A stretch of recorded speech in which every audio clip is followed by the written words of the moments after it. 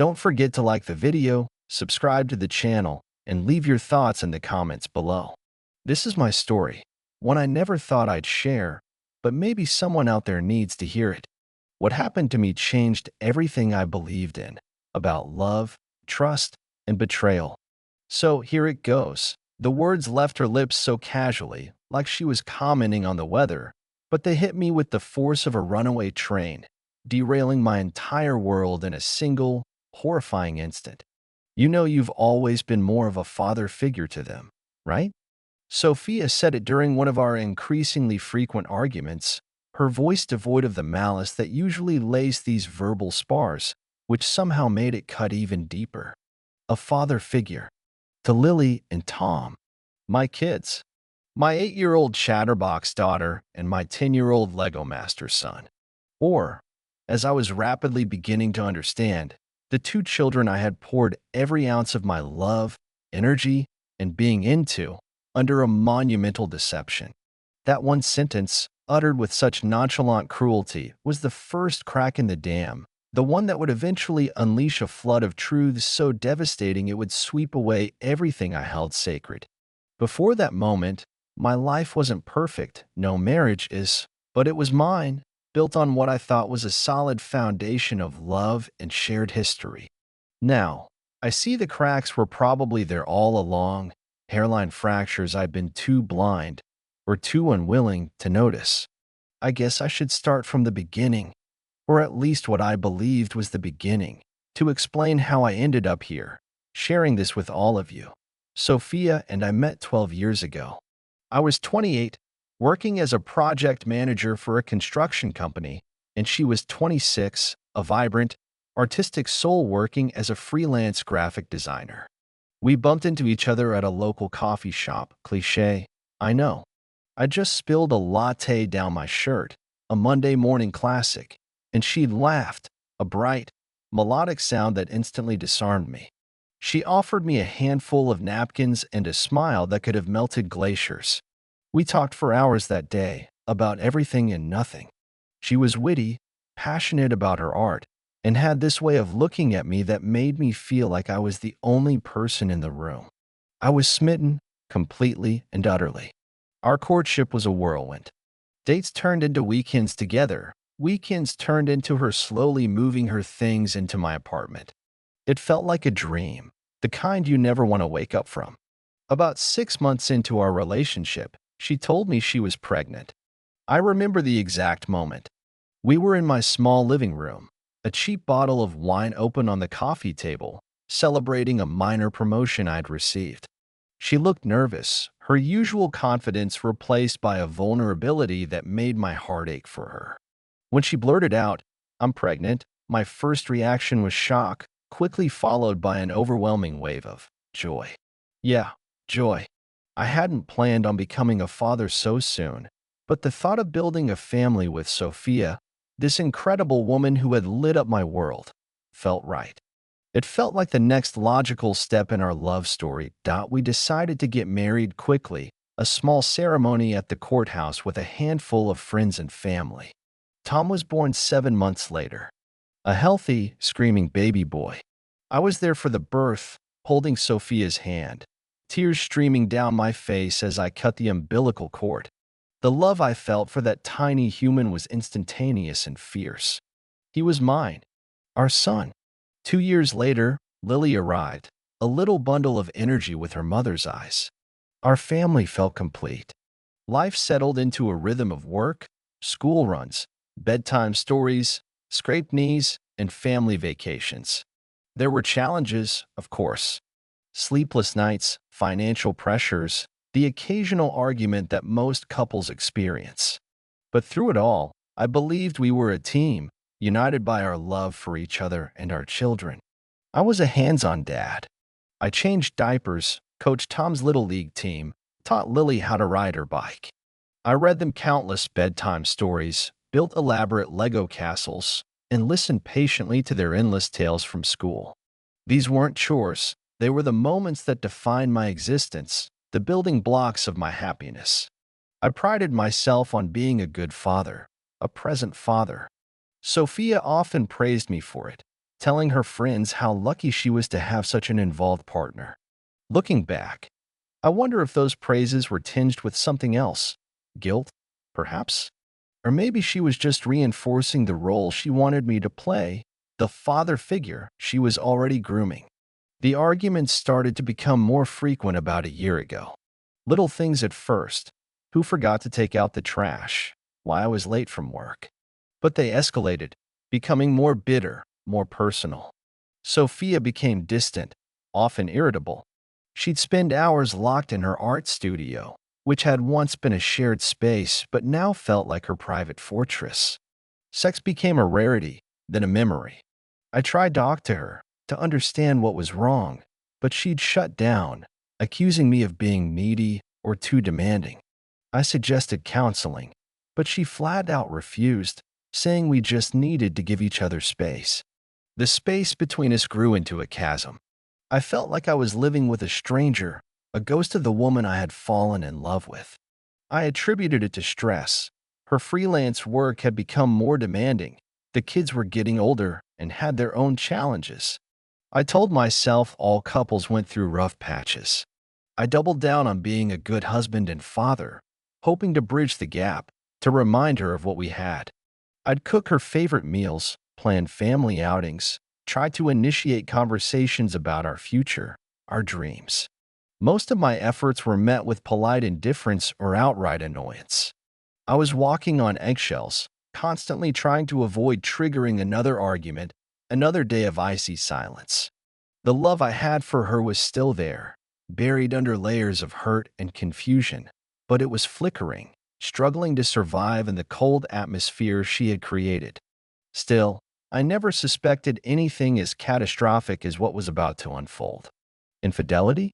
Sure, the thought crossed my mind in fleeting, dark moments, but I always pushed it away. Sophia? Betray me like that? Impossible. We had built too much together. We had our children. The argument that led to her devastating comment started over something trivial. I think it was about me forgetting to pick up her dry cleaning. It was a Saturday morning. The kids were at their grandparents' for the day, a rare occasion that should have been an opportunity for us to reconnect. Instead, it became a battleground. The fight escalated quickly, as they always did now. Accusations flew back and forth. I told her I felt unloved, unappreciated. She retorted that I was suffocating her, that I didn't understand the pressure she was under. Then, her voice dropped, losing its shrill edge and taking on that unervingly calm tone. She looked at me, her eyes cold, and said, "You're a good man, Mark, and you're great with Tom and Lily. But you need to understand your place." My place? What the hell did that mean? I asked her, my voice tight with anger and a sudden, inexplicable fear. "What are you talking about, Sophia?" "My place. I'm their father. I'm your husband." She let out a sigh, a weary sound, as if she were explaining something obvious to a child. "Mark," she said, her gaze unwavering, "you've always been a wonderful provider, a stable presence. The kids adore you. But let's be honest. You know you've always been more of a father figure to them, right?" There it was, the sentence that shattered my world. Father figure, not father. The distinction was a chasm, and I felt myself plummeting into it. The air rushed out of my lungs. The room tilted. I stared at her, trying to process the words, trying to find any hint that this was just another cruel barb in a heated argument, something she'd later apologize for. But her expression was serious, almost pitying.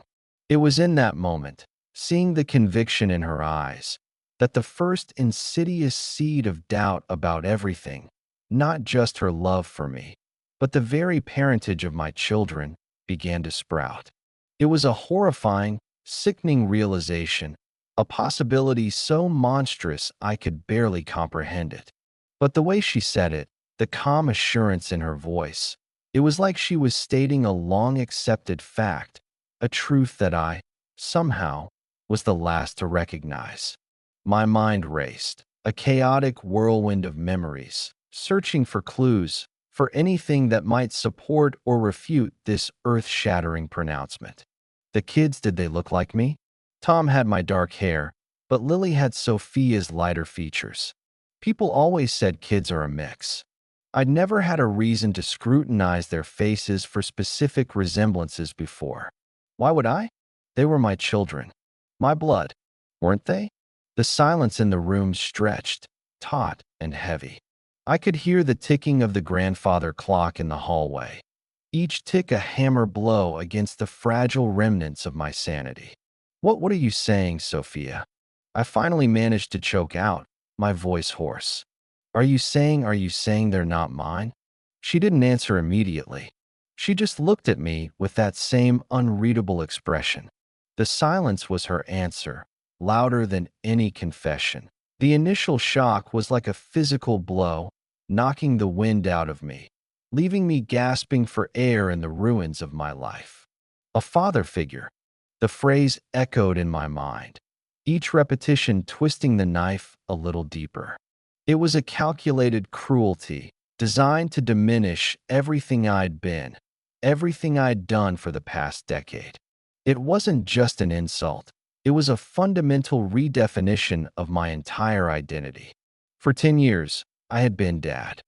I had woken up every day with that purpose, that love guiding my actions. To be relegated to a mere figure, a stand-in, a benevolent caretaker, it was unbearable. My mind reeled, trying to reconcile the Sophia I knew or thought I knew with the woman standing before me, calmly dismantling our shared history. How could she say that? How could she even think it? The casualness of her delivery was what made it so chilling. It wasn't a slip of the tongue in the heat of anger. It was a calculated statement, a truth she had apparently been harboring. As the initial numbness began to wear off, a white-hot rage started to build within me. Rage at her, at the deception, at the years I had unknowingly lived a lie. How could you not tell me? I finally managed to say, my voice trembling with a mixture of fury and profound hurt. If this is true, if they're not, if I'm just a father figure, how could you let me believe otherwise for all these years? Sophia sighed, a gesture of weary impatience that stoked my anger even further. Mark, does it really matter now? She asked, as if the very foundation of my life was a trivial detail. You love them. They love you. You're the only dad they've ever known. What difference does biology make at this point? What difference does biology make? I stared at her aghast. The naivety, or perhaps the sheer audacity, of that question was staggering. It made all the difference. It made me a fool. It made our entire marriage, our family, a carefully constructed lie. It meant that every cherished memory, every moment of paternal pride, was tainted. The first steps, the first words, the school plays, the scraped knees I'd bandaged, all of it was now cast in a new, sinister light. Was she thinking this all along? Every time I hugged Tom, every time Lily called me daddy, was Sophia silently acknowledging the charade? The thought made me physically sick. It matters to me, Sophia, I said, my voice dangerously low. It matters a great deal. Are you telling me Tom and Lily are not my biological children? She hesitated then, for the first time, a flicker of something, apprehension, crossed her face. Perhaps she was finally realizing the magnitude of what she had unleashed. It's complicated, Mark, she said, avoiding my gaze. Complicated? What's complicated about it? Either they are, or they aren't. Which is it? I pressed, stepping closer, my fists clenched at my sides. I needed to hear her say it, clearly and unequivocally. The ambiguity was a torture. She finally looked up at me, her eyes welling with tears, but I felt no sympathy, only a cold, hard resolve. No, she whispered, the word barely audible, but landing with the force of a sledgehammer. No, they're not. Biologically. The confirmation, even though I'd braced myself for it, was devastating. It felt like the floor had dropped out from beneath me. I stumbled back, slumping against the wall for support, my legs suddenly unable to hold my weight. The room spun. 10 years. 10 years of laughter, tears, bedtime stories, family vacations. 10 years of believing I was their father, their protector, their rock. All of it built on her lie. The silence that followed was thick with unspoken words, with years of deceit. I could hear my own ragged breathing, the frantic thumping of my heart. I looked at Sophia, really looked at her, perhaps for the first time in a long while, and saw not the woman I loved, but a stranger, a manipulator. How many other lies had there been? What else about our life together was a fabrication? The trust, the very bedrock of any relationship, had been pulverized. Whose are they? I asked, the question devoid of emotion, my voice flat. I needed to know. I needed to understand the scope of her betrayal. She shook her head. That doesn't matter either. It matters to me. I roared, the rage finally breaking through my shock. Who is their biological father, Sophia? Who did you betray me with? Her face hardened. It was before you, Mark. Mostly. Tom, it was complicated. It was a messy time in my life. I wasn't sure. And then, when he was born, he looked so much like you. Your dark hair. I convinced myself. And it was easier. You were so happy. We were happy. Before me? Mostly. What did that even mean? The timeline she was suggesting was fuzzy, evasive. If Tom was conceived before me, mostly, was I an overlap? Was she with someone else when we first got together? And Lily? She hadn't even mentioned Lily's biological father. The questions multiplied, each one more painful than the last. The idea that she wasn't even sure, that she had just decided I was the father because it was convenient, because I was stable and eager, was a new level of insult. It painted me as a pawn in her life, a means to an end. So, you lied, I stated, the reality of it sinking in deeper. From the very beginning, you built our entire family on a lie. Tears were streaming down her face now. I didn't mean to hurt you, Mark.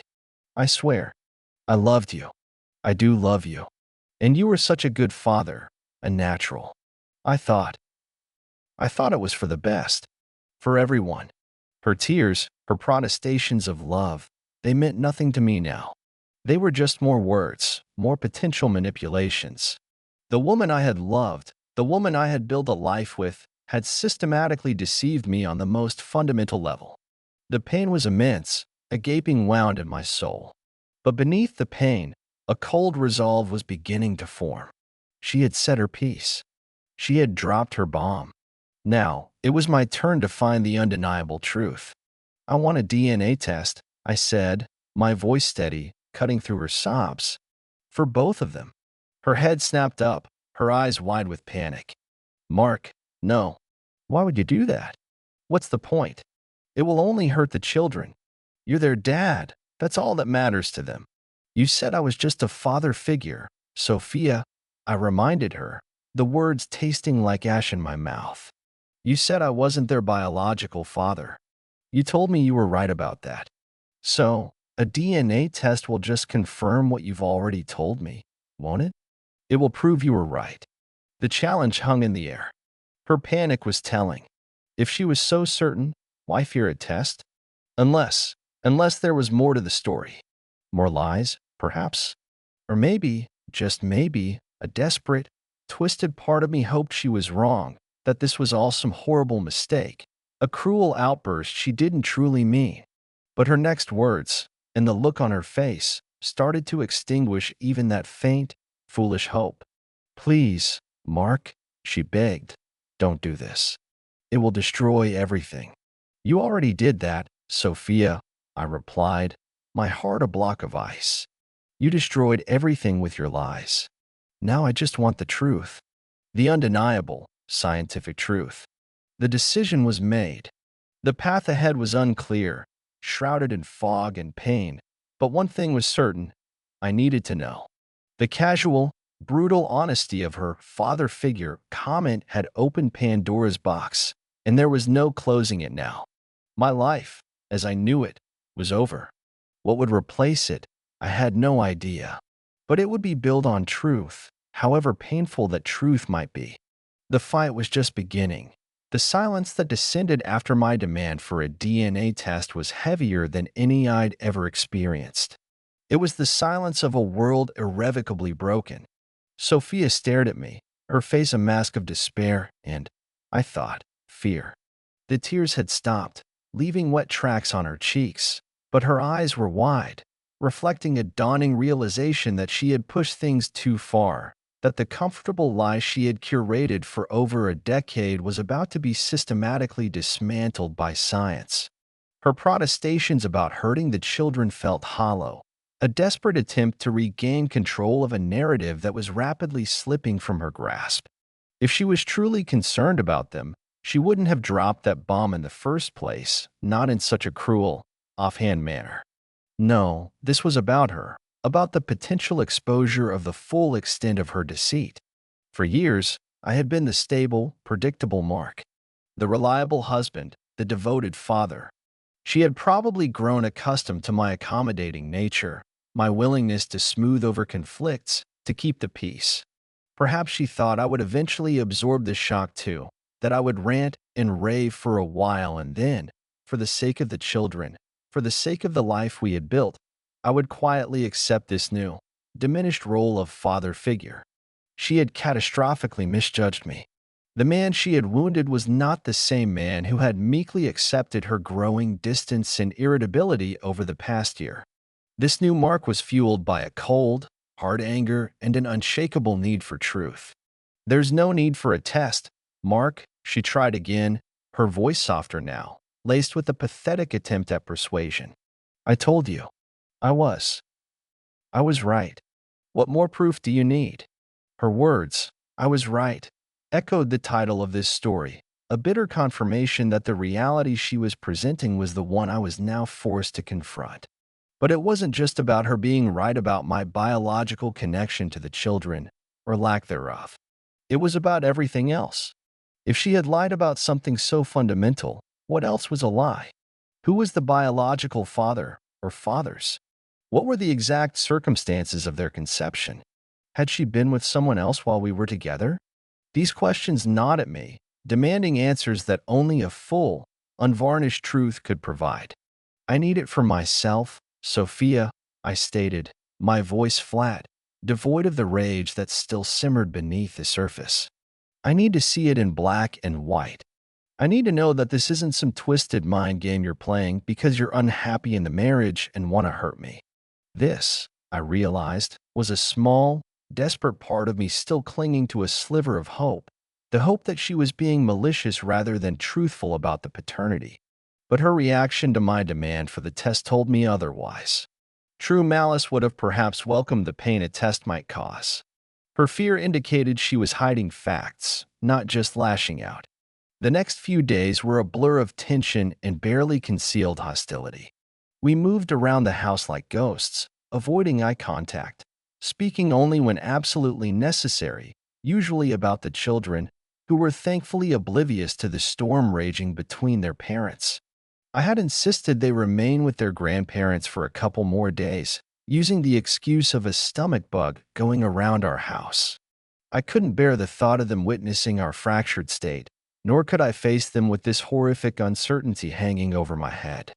Every smile, every "I love you, Daddy" would have felt like a poison dart.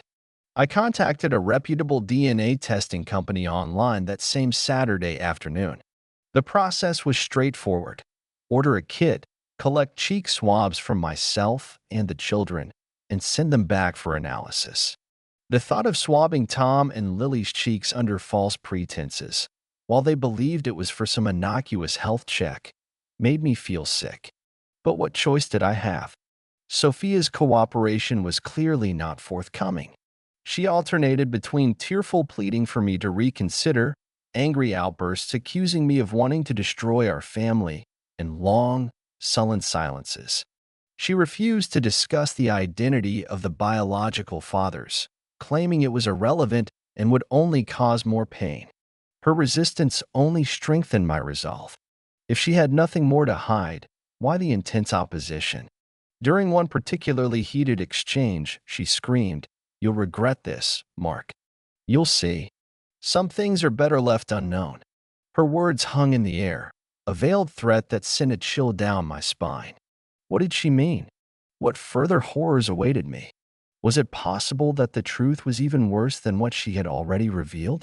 The waiting period for the DNA kit to arrive, and then the subsequent wait for the results, was excruciating. Each day stretched into an eternity. I threw myself into my work, trying to maintain a semblance of normalcy, but my mind was a constant battlefield of anger, grief, and a gnawing anxiety. I replayed our entire relationship in my head, searching for signs I might have missed. Were there suspicious absences? Unexplained phone calls? Looking back, Sophia had always been fiercely protective of her privacy, especially regarding her past. She'd been vague about previous relationships, dismissing them as unimportant. At the time, I'd respected her desire to keep some things to herself, believing that our future together was what mattered. Now, her past was threatening to consume my present. I remembered comments from friends and family over the years. "Tom has your eyes," someone might say, and Sophia would quickly interject, "Oh, but he has my father's chin." Or, "Lily looks just like Sophia's sister." She had always subtly steered conversations away from direct physical comparisons to me, especially with Lily. With Tom, his dark hair, similar to mine, had perhaps been enough to allay any subconscious questions I might have had, or that others might have voiced. But Lily, with her lighter hair and features, had always looked more like Sophia's side of the family. I'd never given it a second thought. Kids inherit different traits. It's the beautiful lottery of genetics. Or so I'd believed. Now, these innocent observations felt like clues I'd been too blind to see. The betrayal wasn't just Sophia's. It felt like a betrayal by my own perception, my own naive trust. How could I have been so oblivious? Was I just a fool in love, easily manipulated? Or was she just an exceptionally skilled liar? The self-doubt was almost as painful as her deception. I started sleeping in the guest room.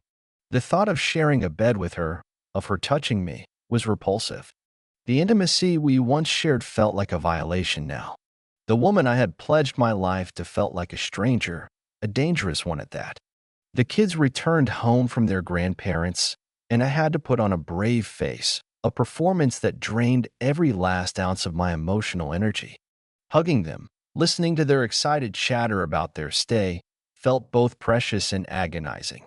Each loving gesture from them was a reminder of what I stood to lose, or what, in a way, I had already lost. The bond was real, forged over years of love and care. But the biological tie, the unspoken assumption of shared blood, had been severed by Sophia's confession. Or had it ever truly been there? The DNA kit arrived on a Tuesday. I intercepted the mailman, my heart pounding. Sophia saw the package in my hand and her face went pale. She didn't say anything, just turned and walked away. That evening, after the children were asleep, I prepared the swabs. My hands trembled as I opened the sterile packaging. The instructions were simple, but the act itself felt monumental, a step across a Rubicon from which there was no return. I told Sophia I would swab the children in the morning, explaining it as a routine health screening their doctor had recommended, something about checking for allergies. It was a flimsy lie, and I hated myself for it, but it was the only way I could think of to get the samples without alarming them or involving Sophia directly in a way that she could obstruct. She just nodded, her expression unreadable. The next morning, getting the cheek swabs from Tom and Lily was one of the hardest things I'd ever had to do. They were cooperative, a little curious, but mostly unfazed. "Does it tickle, Daddy?" Lily asked, giggling as I gently rubbed the swab inside her cheek. Her innocent trust was a dagger to my heart. Tom, ever the stoic one, simply endured it with a patient sigh. I sealed the envelopes with a sense of grim finality and mailed them back to the lab the same day. Then, the real waiting began. The company estimated 7 to 10 business days for the results. Those 10 days were the longest of my life. Every phone call, every email notification sent my heart leaping into my throat. I oscillated between a desperate hope that Sophia had lied in her anger, that the tests would come back proving they were mine, and a bleak certainty that my life was about to change forever. During this time, Sophia made a few half-hearted attempts at reconciliation, not by apologizing for her deception, but by trying to convince me that biology didn't matter. "We're a family, Mark," she'd say. "A piece of paper from a lab can't change that. It can't change the love." But it could. It already had. It changed everything about our past and therefore, inevitably, our future. Her words felt like gaslighting, an attempt to minimize the profound breach of trust. The love I felt for the children was undeniable, a fierce, protective force that a DNA test couldn't diminish. But my love for Sophia, the trust one had placed in her, was shattered. Could a family built on such a monumental lie truly survive? I didn't think so. Not my family, not anymore. I started quietly consulting with a lawyer just to understand my options, my rights. The initial conversation was eye-opening and sobering. Paternity fraud, parental rights for non-biological fathers, division of assets in light of such a deception. It was a legal minefield. My lawyer, a calm, no-nonsense woman named Ms. Davies, advised me to wait for the DNA results before making any definitive moves, but encouraged me to start gathering financial documents and any evidence of Sophia's deception. The thought of a legal battle, of custody disputes, was terrifying. But the alternative, continuing to live this lie, to accept Sophia's terms, was unthinkable. I was no longer just a father figure in my own mind. I was a man who had been profoundly wronged, and I needed to reclaim some semblance of control over my life. The email arrived on a Friday morning, 10 days after I'd mailed the samples. The subject line was innocuous: "Your DNA test results are ready." My breath hitched. I was at work, sitting at my desk, surrounded by the normal, everyday sounds of an office. But my world had just ground to a halt. I clicked open the email, my hand shaking so violently I could barely control the mouse. There was a link to a secure portal. I logged in, my heart hammering against my ribs. And there it was. 2 reports. One for Tom, one for Lily. I opened Tom's first. Probability of paternity, 0%. The words leaped off the screen, stark and brutal. 0%. Not a shadow of a doubt, no statistical anomaly. Just a cold, hard 0. I felt a wave of nausea wash over me. My son, my firstborn, not mine. I forced myself to open Lily's report. The same result. Probability of paternity, 0%. It was definitive. Sophia hadn't just been lashing out in anger. She hadn't been exaggerating. She had told me the truth that day, or at least part of it. The part where I wasn't their biological father. Her chilling statement, "You know you've always been more of a father figure to them, right?" now had the cold, hard backing of science. DNA test proved she was right. The casual cruelty of her words was now magnified by the irrefutable proof. My world didn't just crack, it imploded. The air in my lungs turned to lead. I stared at the screen, the percentages burning into my retinas, searing my soul. 0. It was the number that now defined the last decade of my life. The love was real, yes, but the foundation I thought it was built on, the biological connection I had assumed, was a complete fabrication. Everything was a lie. The 2 documents on my screen, clinical and dispassionate, were the executioners of the life I knew. 0%. The words pulsed in time with the frantic thrumming in my ears. For Tom, for Lily, it wasn't a nightmare from which I could awake. It was the stark, unyielding reality. Sophia was right. Not in a way that exonerated her, but in a way that damned her, damned us, and damned the past decade to the realm of elaborate fiction. The initial shock had been the verbal confession, but seeing it there, in scientifically validated print, was a different kind of devastation.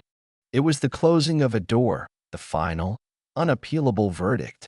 I felt hollowed out, a fragile shell of the man I was just minutes before. The sounds of the office around me, keyboards clacking, distant chatter, the hum of the air conditioning, faded into a dull roar. I was marooned on an island of my own personal hell, invisible to everyone going about their normal Friday. How does one react to such news? Do you scream? Do you cry? Do you smash your computer screen? I did none of those things. A strange, chilling calm settled over me, the kind that often precedes a massive storm. It was the calm of utter devastation, where the emotional circuits have been so overloaded they've temporarily shut down. I saved the PDF reports to a secure folder, then printed out 2 copies of each. One set for me, one for, well, one for the reckoning that was surely to come. I remember my hands moving with a mechanical precision, as if they belonged to someone else. My mind, however, was a maelstrom. Images flashed before my eyes. Tom's first steps, Lily's gap-toothed grin as she lost her first tooth, both of them asleep in my arms, their small bodies radiating warmth and trust. My trust. A trust that now lay in ashes. Each memory was now overlaid with a sickening filter of deceit. Sophia's face was there too, smiling, loving, lying. The casualness of her initial pronouncement, "You've always been more of a father figure," now seemed less like a cruel slip and more like a carefully chosen phrase designed to begin the process of my dispossession. A truth she perhaps felt entitled to reveal when it suited her. And the DNA test had indeed proved her right on that specific, narrow point. But it proved her so wrong on so many other levels. Wrong to lie, wrong to betray, wrong to build a family on such a rotten foundation. I managed to get through the rest of the workday on autopilot. I nodded in meetings, responded to emails, even managed a few strained smiles. But inside, I was crumbling. The drive home was a blur. I don't remember the traffic, the route I took, or parking the car. My mind was consumed with one thought: confrontation. How would I do it? What would I say? The rage that had been simmering for days was now a volcanic pressure building within me, but the strange calm hadn't entirely dissipated. It was as if my emotions were caught in a bizarre tug-of-war. Sophia was in the kitchen when I arrived home, preparing dinner. The kids were in the living room, their laughter drifting in, a painfully normal sound in a world that was anything but. She looked up as I entered, a hesitant, questioning look on her face. Perhaps she sensed something in my demeanor, a shift in the atmosphere. I didn't say a word. I walked past her, into my study, and placed my briefcase on the desk. I took out one set of the printed DNA reports. Then I returned to the kitchen. She was still there, watching me, her hands clutching a dish towel. The results came, I said, my voice devoid of inflection. Her eyes widened. The color drained from her face, leaving her looking sallow and frail. She knew. She knew what they would say. "Mark," she began, her voice a trembling whisper. I held up a hand to stop her. Don't say anything. Not yet." I laid the 4 sheets of paper on the kitchen counter, side by side. Tom's report, Lily's report, the damning zeros prominent on each. She stared at them, her breath catching in her throat. For a long moment, the only sound was the sizzle of something cooking on the stove, a sound that seemed obscenely out of place. "You were right, Sophia," I said, the words tasting like poison. 0%. For both of them. I am, as you so delicately put it, just a father figure. Her eyes welled up, but I felt nothing. No pity, no empathy. Just a vast, aching emptiness where my love for her used to be. "Mark, please," she choked out, tears finally spilling over. "I never wanted you to find out like this. I wanted to tell you. When?" I interrupted, my voice rising despite my attempts to keep it level. "When were you planning on telling me, Sophia? When they were 18? 21? On my deathbed? Or never? Were you just going to let me go on living this lie, being the convenient father figure until the end of my days?" She flinched at the venom in my tone. "It was never about convenience," she sobbed. "I loved you. I loved the family we built. Love, I scoffed, a harsh, bitter sound. You call this love? This monumental, decade-long deception? You think love can be built on a foundation of lies so profound they alter the very fabric of a person's identity? I gestured towards the living room, where the innocent sounds of our children, her children, playing could still be heard. They're the only real thing in this mess, Sophia. My love for them is real, but it's a love you exploited, a love you used to trap me in your web of deceit. She sank into a kitchen chair, her shoulders slumped in defeat. The fight seemed to have gone out of her, replaced by a raw, unveiled despair. Who is their father, Sophia? I asked again, the question I had asked before, the question she had always evaded. Or should I say, fathers? Are they full siblings? Or do I have even more surprises waiting for me?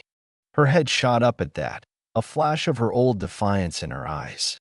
They are full siblings, she said, her voice hoarse but firm. There's only one biological father. And who is he? I pressed. Does he know he has two children? Have you been in contact with him all these years? She hesitated, then shook her head. No, he doesn't know. And it doesn't matter who he is. He was a mistake, a part of my past I wanted to leave behind. You were my future, Mark. You and the kids. Her words, meant perhaps to be reassuring, only highlighted the selfishness of her actions. She had made a unilateral decision, not just for herself, but for me, for the children, and for this anonymous man who was their biological father. She had denied him the knowledge of his children, and denied the children the knowledge of their biological origins, all to protect her own secrets, to create the life she wanted, regardless of the cost to others. The injustice of it all was staggering. It matters to me, Sophia, I said, my voice weary. It matters that you lied to me for 12 years. It matters that every significant moment of our life together, every moment related to Tom and Lily, has been a lie. Our wedding, their births, their birthdays, all of it. I picked up the DNA reports. This, I said, tapping the papers, this changes everything. There's no coming back from this. The finality in my voice seemed to finally break through her defenses. The despair in her eyes was replaced by a raw panic. What are you saying? She whispered. Are you going to leave? Leave. I let out a humorless laugh. Sophia, you left this marriage a long time ago when you decided to build it on lies. I'm just acknowledging the reality. The truth was, I didn't know exactly what I was going to do next. The path ahead was a terrifying unknown. Divorce seemed inevitable. But what about the children? My heart ached at the thought of not seeing them every day. They were innocent victims in all of this. They still saw me as their dad. How could I just walk away from them? But how could I stay, living under the same roof as the woman who had perpetrated this colossal fraud? The practicalities were overwhelming. Our house, our finances, our intertwined lives, untangling all of it would be a nightmare.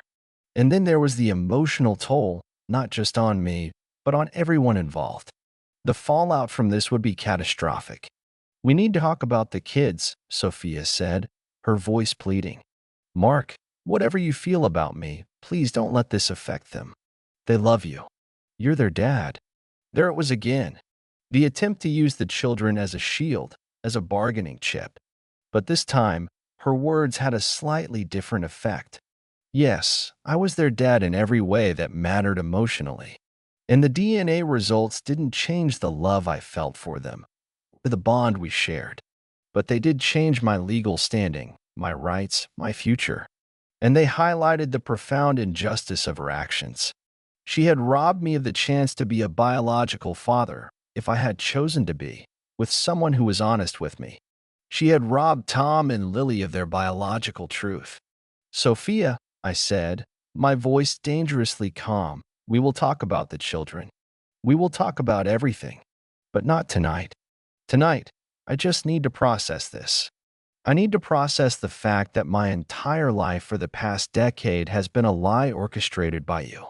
I turned and walked out of the kitchen, leaving her there with the damning reports and the ruins of our marriage. I went back to the guest room, the only space in the house that felt even remotely like a sanctuary, and locked the door. The silence from the rest of the house was deafening.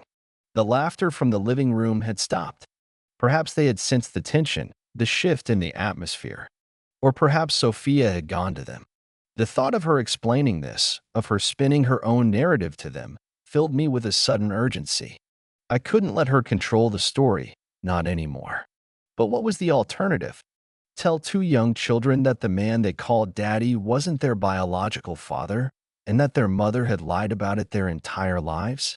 The thought was horrifying. The damage it would cause them was incalculable.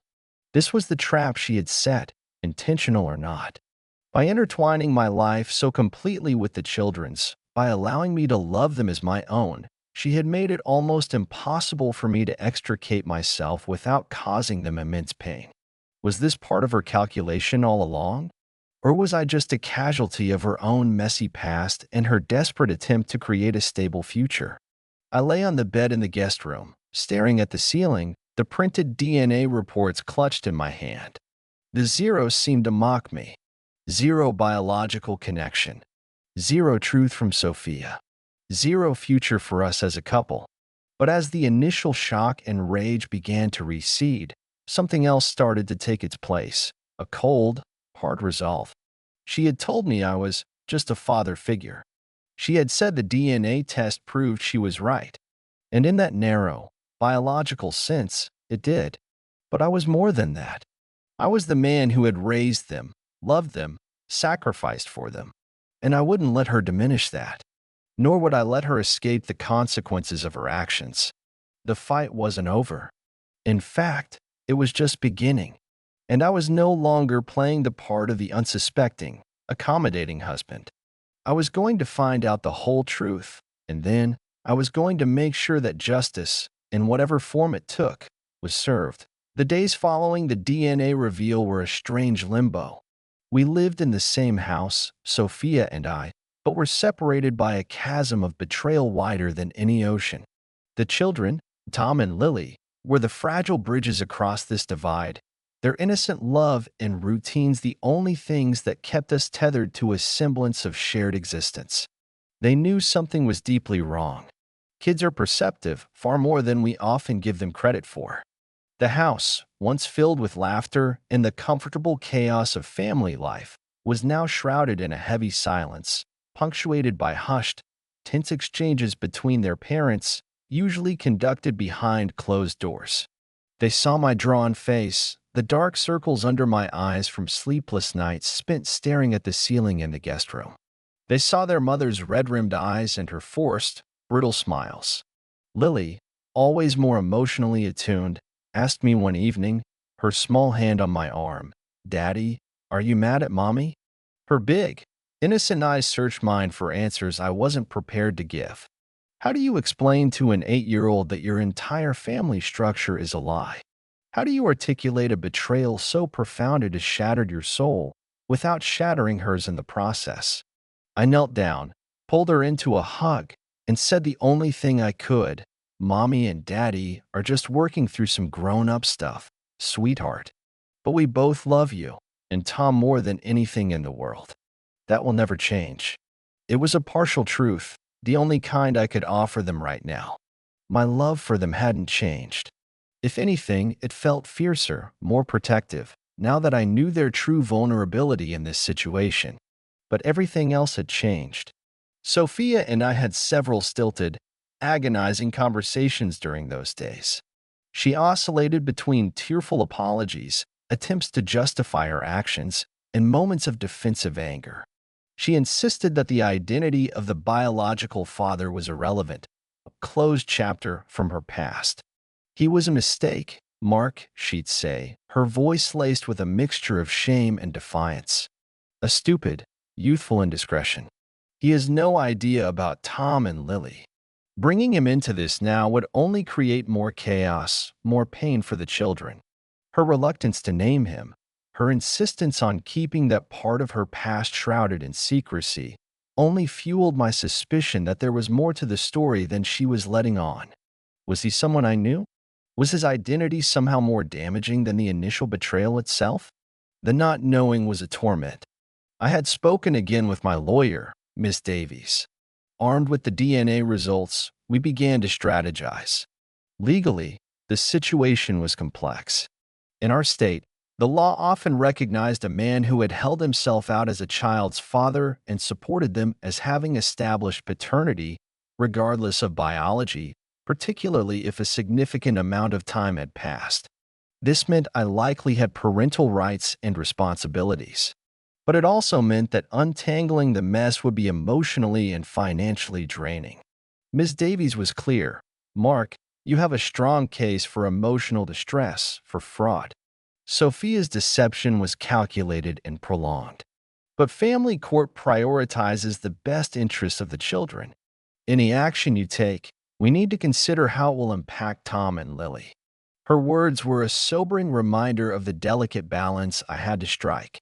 My desire for justice, for holding Sophia accountable, had to be weighed against the potential harm to the children I loved as my own.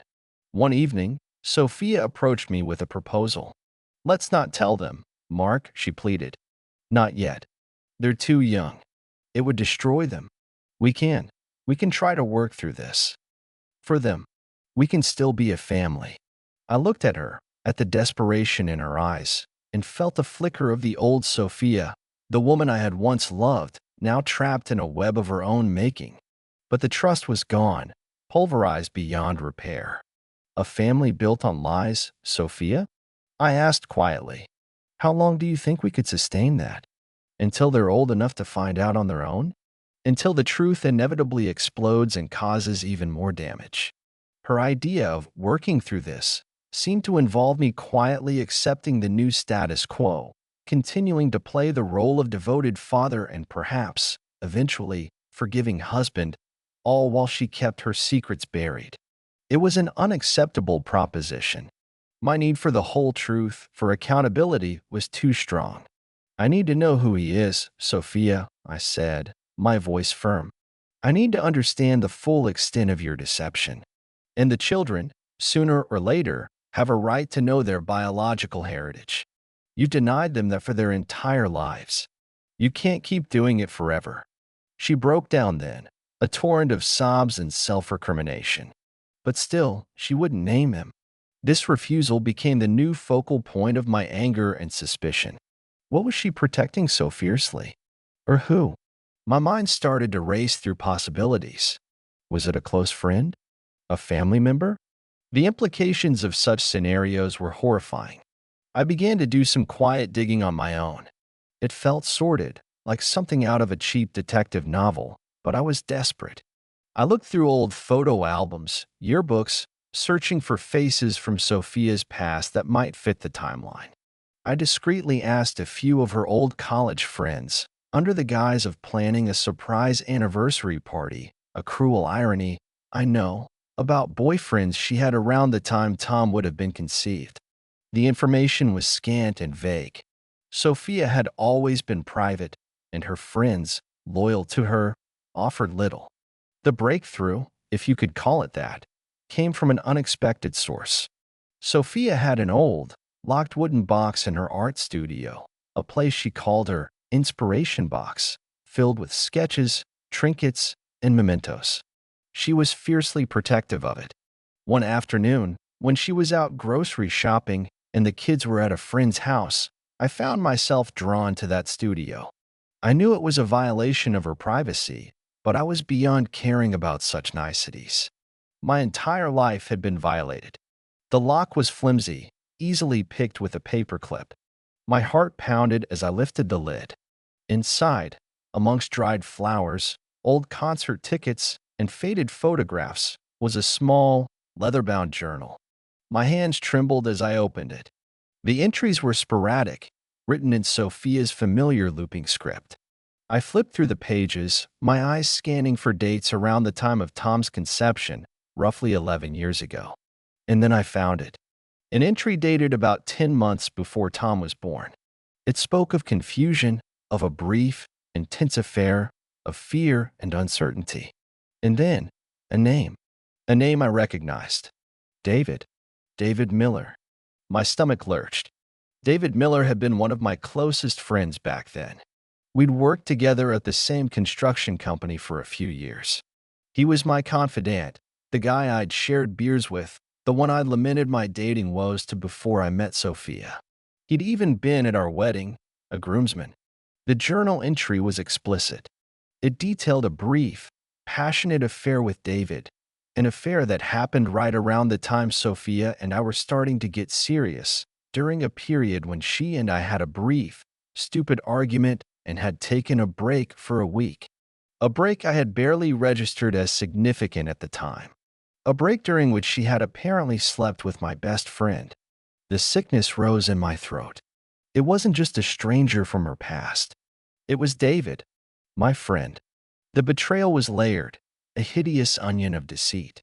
Sophia had not only lied about the paternity, but had also concealed an affair with someone incredibly close to me. The timing meant that when she told me she was pregnant, she must have known there was a strong possibility the child wasn't mine. She had chosen to lie to pass David's child off as mine. And Lily? If they were full siblings, then Lily was David's child too. This meant the affair wasn't a one-time mistake during a break. It implied something more sustained, or a later resumption. Or, had she lied about them being full siblings too? The journal was less clear about Lily's conception, but the implication was there. I felt like I couldn't breathe. The air in the studio was thick with the stench of her betrayal. I closed the journal, my mind reeling. This was the secret she had been so desperate to protect. It wasn't just about an anonymous sperm donor. It was about a deep, personal betrayal involving one of my closest friends. No wonder she was terrified of me finding out. This didn't just make her a liar, it made her monstrously cruel and manipulative. And David? What was his role in this? Did he know? Had he been complicit in the lie all these years? Or was he, like me, another victim of Sophia's machinations? The thought that my own friend could betray me like that was another devastating blow. I put the journal back in the box, locked it, and left the studio, my legs unsteady. The carefully constructed calm I had maintained for days was shattered, replaced by a volcanic rage. This was no longer just about paternity. It was about a profound, multifaceted betrayal that had targeted the very core of my life and relationships.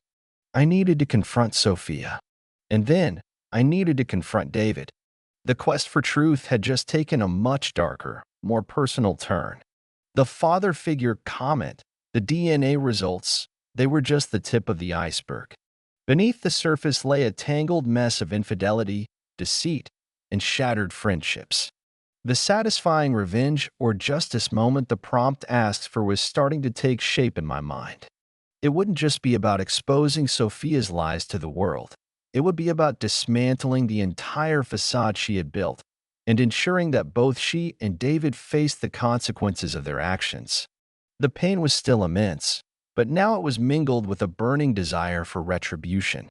The discovery of David's name in Sophia's journal detonated a new level of fury within me. It was a betrayal so profound, so personal, it made the initial shock of the DNA results feel almost simpler, if that's even possible. This wasn't just about a biological disconnect.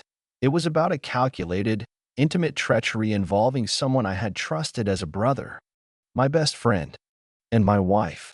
The two of them, conspiring in a deceit that had defined a decade of my life.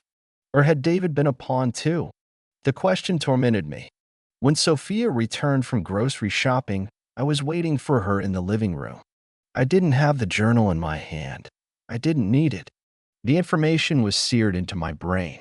The kids were still out, thankfully, giving us the space for the confrontation that was about to erupt. She took one look at my face and knew.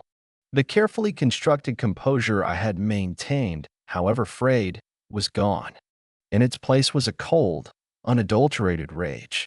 "What is it, Mark?" she asked, her voice barely a whisper, already anticipating the storm. "David Miller," I said, the name tasting like ash in my mouth. "Does that name mean anything to you, Sophia?"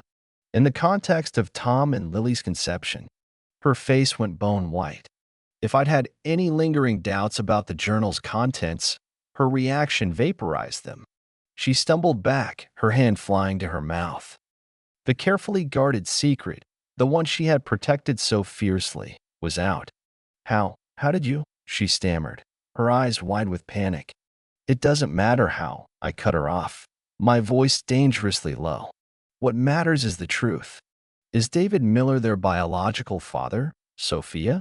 Is he the man you had an affair with while you were with me, while he was supposed to be my friend? She sank onto the sofa, all pretense of strength gone. Tears streamed down her face, but this time, they evoked no sympathy, only a deep, burning contempt. Yes, she whispered, the confession barely audible. Yes, it was David.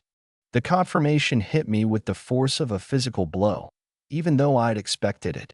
Hearing her admit it, linking my best friend to this colossal betrayal, was devastating. And Lily? I pressed, needing to know the full extent. Is he Lily's father too?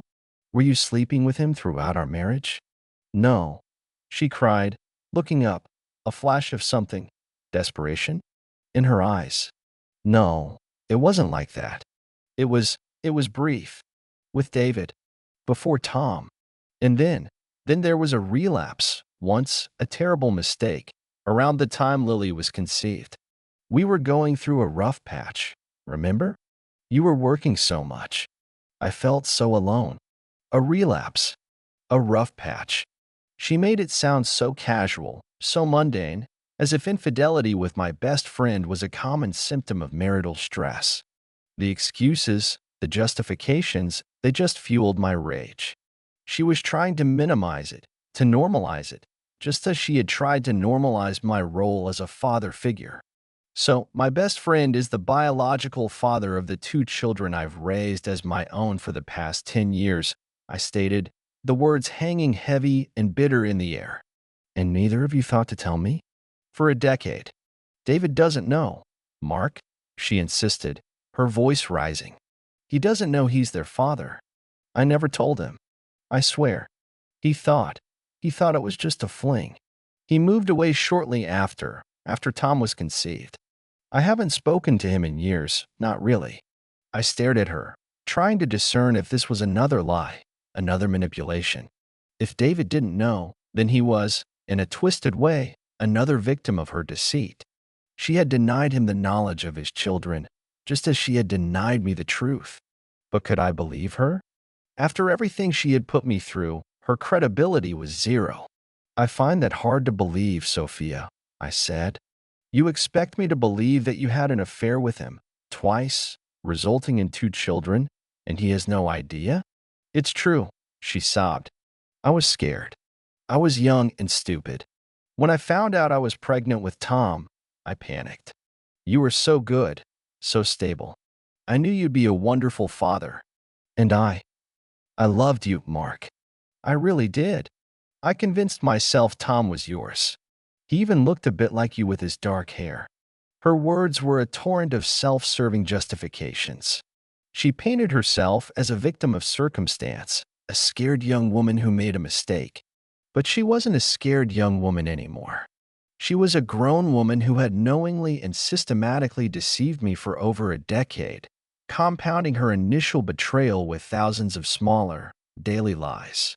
The conversation, or rather, my interrogation and her tearful, fragmented confessions, went on for hours.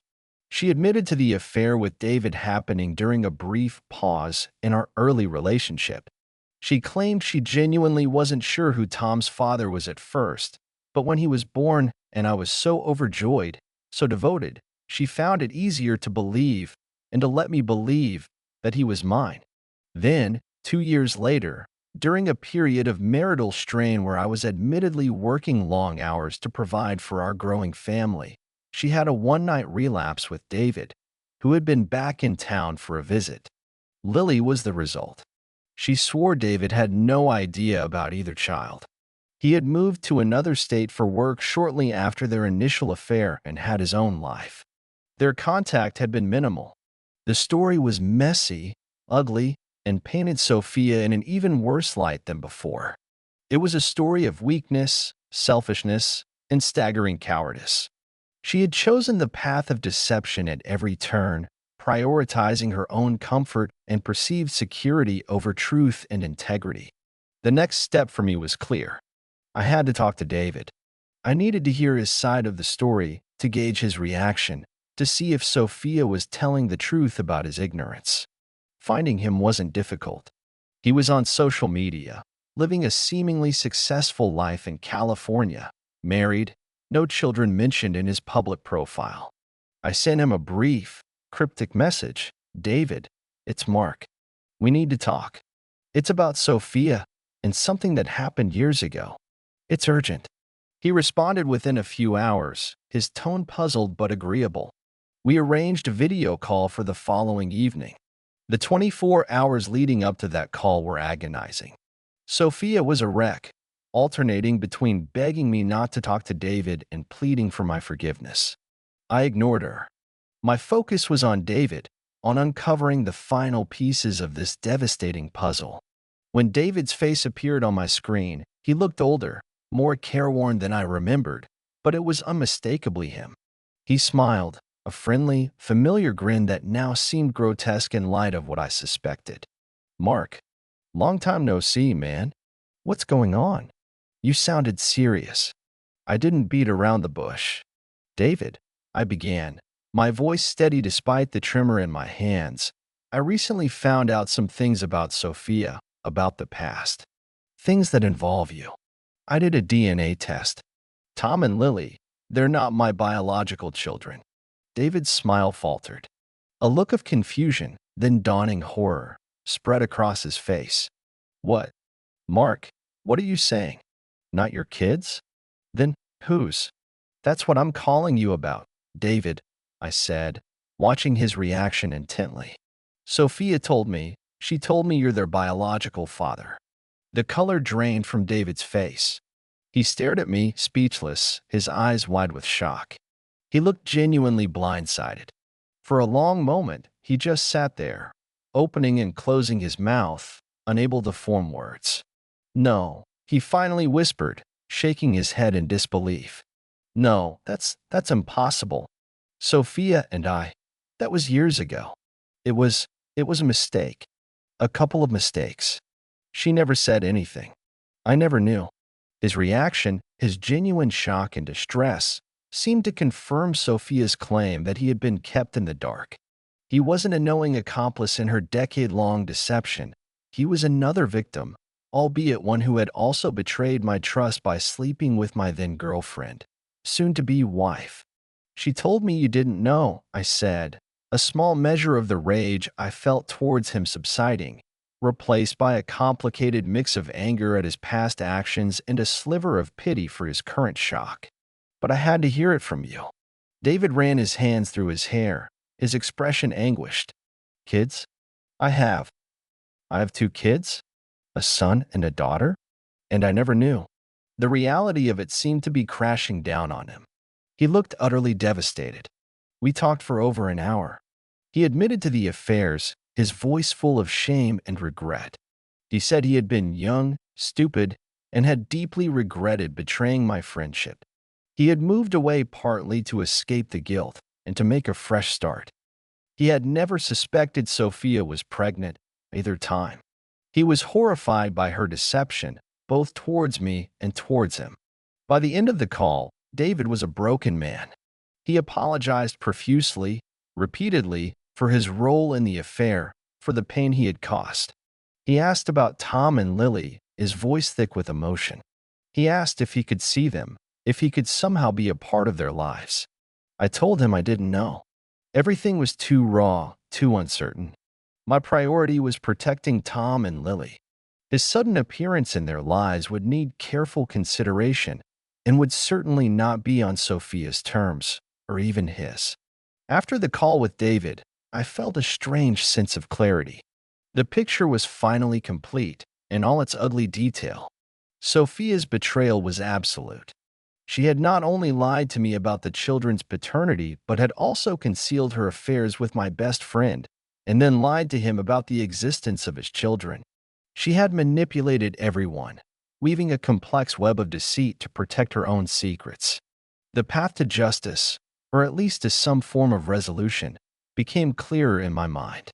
It wouldn't be a loud, explosive revenge, but something more calculated, more focused on dismantling Sophia's world of lies and ensuring she faced real, tangible consequences.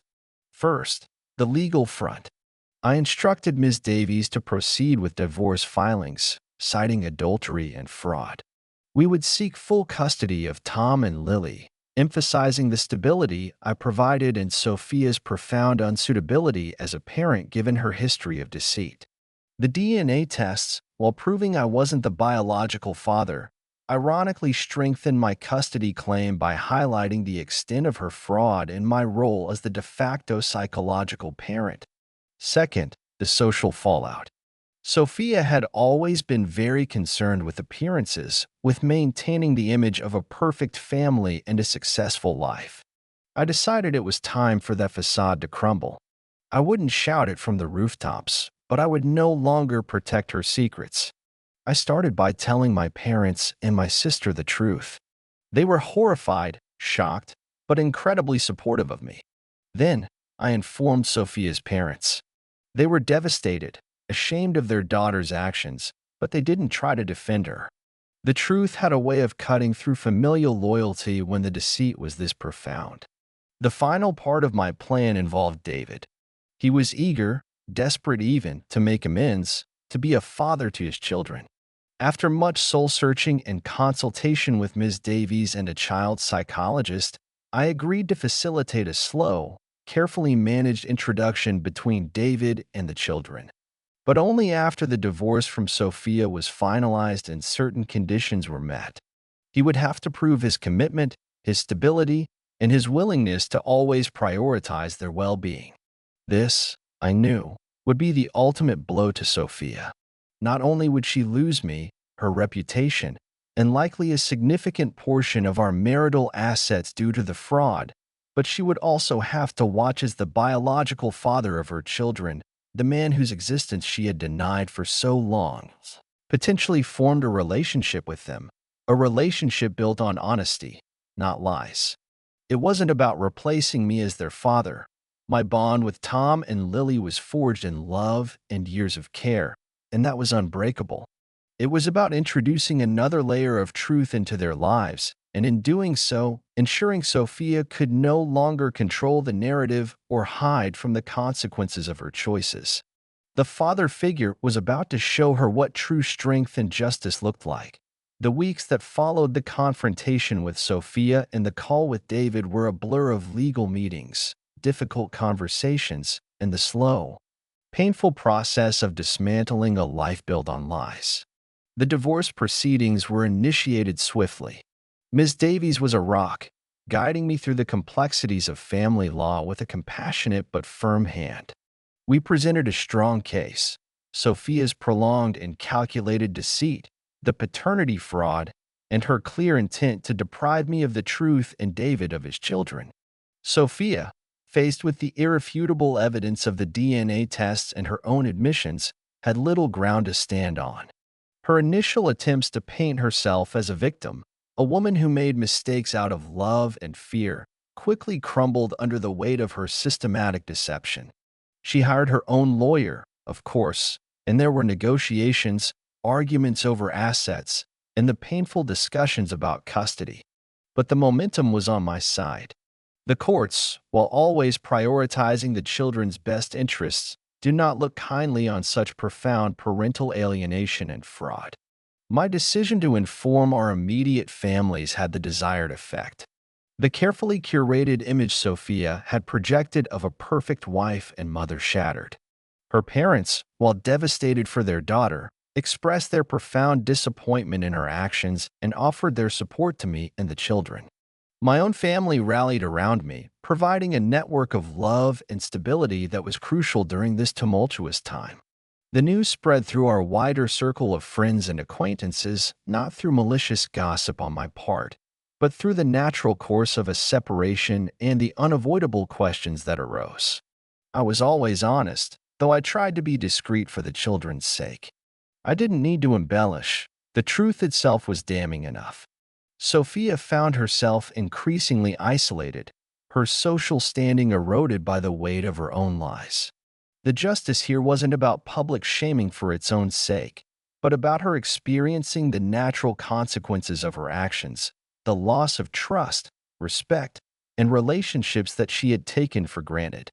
The most complex and emotionally fraught part of this was, of course, the children. How do you tell an 8-year-old and a 10-year-old that the man they've always known as daddy isn't their biological father, and that their mother has lied to them their entire lives? There's no easy way. We consulted with a child psychologist who provided invaluable guidance. The psychologist emphasized honesty, age appropriateness, and reassurance of unwavering love and stability from me. The conversation, when it finally happened, was one of the hardest of my life. Sophia was present, as per the psychologist's recommendation, so the children could see us as a united front in delivering this difficult news, even though our own relationship was in ruins. I did most of the talking.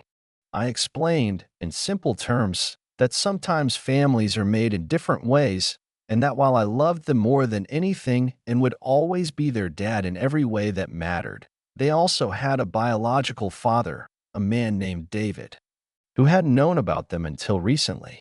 I told them that Mommy had made a big mistake by not telling the truth sooner, and that we were all very sorry they had to learn this now.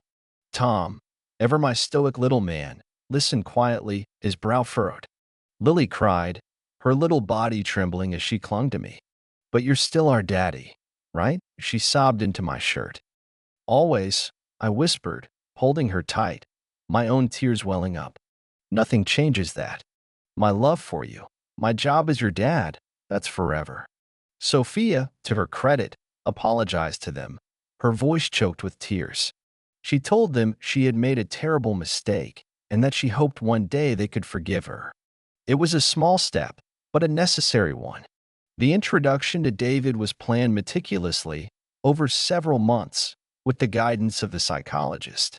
It began with video calls, then short, supervised visits in neutral locations. David was patient, understanding, and clearly committed to building a relationship with Tom and Lily based on honesty and respect. He never tried to undermine my role as their father, always referring to me as dad when speaking to the children and expressing his gratitude for the love and care I had given them.